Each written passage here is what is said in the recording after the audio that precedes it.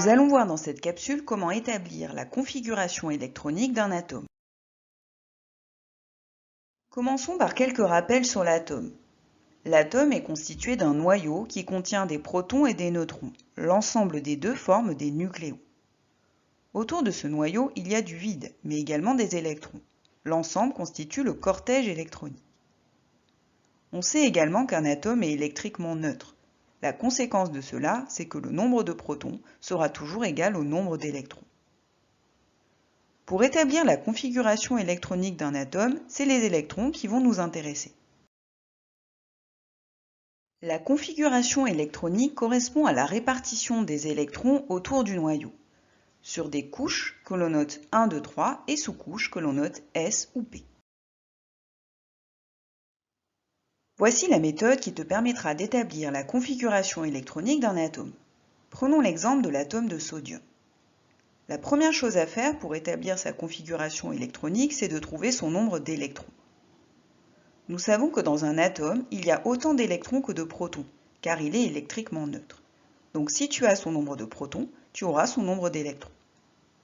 Ici, je n'ai aucune donnée. Donc pour trouver le nombre de protons, je vais regarder dans la classification périodique, car on sait que les atomes sont classés par numéro atomique croissant. Je vois que le sodium a un Z qui vaut 11. Cela signifie qu'il y a 11 protons, donc 11 électrons, car l'atome est électriquement neutre. Une fois le nombre d'électrons trouvé, il suffit alors de répartir ces électrons sur les couches et sous-couches. On respectera l'ordre 1s, 2s, 2p, 3s, 3p, et on ne passera à la couche suivante que quand la précédente est pleine. Une sous-couche S est dite pleine lorsqu'elle a 2 électrons, alors qu'une sous-couche P est dite pleine lorsqu'elle en a 6. Répartissons les 11 électrons du sodium sur ces différentes couches et sous-couches. On commence par mettre 2 de ces électrons sur la couche 1s. Elle est pleine, donc on passe à la suivante. On en met 2 sur la 2s, qui est pleine, donc on passe à la suivante, car on n'a pas encore placé nos 11 électrons. On en met 6 sur la 2p, et enfin, on en mettra 1 sur la 3s. On a ainsi réparti nos 11 électrons. La configuration électronique de l'atome de sodium s'écrira donc 1s2, 2s2, 2p6, 3s1. Les chiffres présents en gros correspondent aux couches, les lettres aux sous-couches et les chiffres en exposant correspondent aux électrons. Dans mon atome de sodium, j'avais 11 électrons. Si j'additionne les chiffres en exposant, je retombe bien sur mes 11 électrons du sodium. À partir de la configuration électronique de l'atome, il est possible de déterminer son nombre d'électrons de valence. Par définition, les électrons de valence sont les électrons présents sur la dernière couche. Pour rappel, les couches s'appellent 1, 2, 3, les sous-couches étant S et P. Dans mon atome de sodium, j'ai une couche 1, ici, une couche 2 et une couche 3. Je remarque que dans ma couche 2, j'ai 2 sous-couches. La dernière couche présente ici est donc la couche 3. Sur cette couche, j'ai un électron, donc l'atome de sodium a un électron de valence.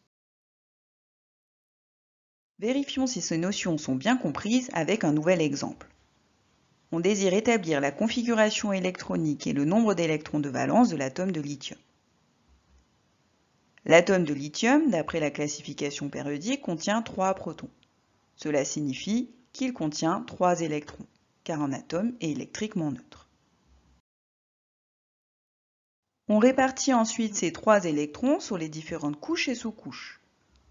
On commence par en mettre 2 dans la couche 1s, et une fois qu'elle est pleine, on passe à la 2s. La configuration électronique de l'atome de lithium est donc 1s2, 2s1.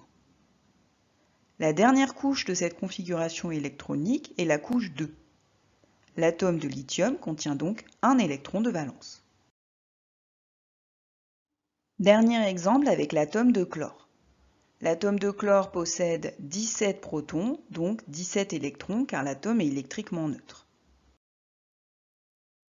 On répartit ensuite ces 17 électrons sur les différentes couches et sous-couches. On en met 2 sur la 1s, 2 sur la 2s, 6 sur la 2p, 2 sur la 3s et 5 sur la 3p.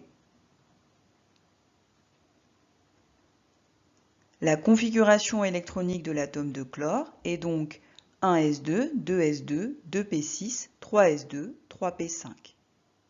La dernière couche contenant des électrons est la couche 3. Il y a donc 7 électrons de valence. On verra dans une prochaine capsule que la configuration électronique d'un atome ainsi que son nombre d'électrons de valence permet de prévoir la place de cet atome dans la classification périodique.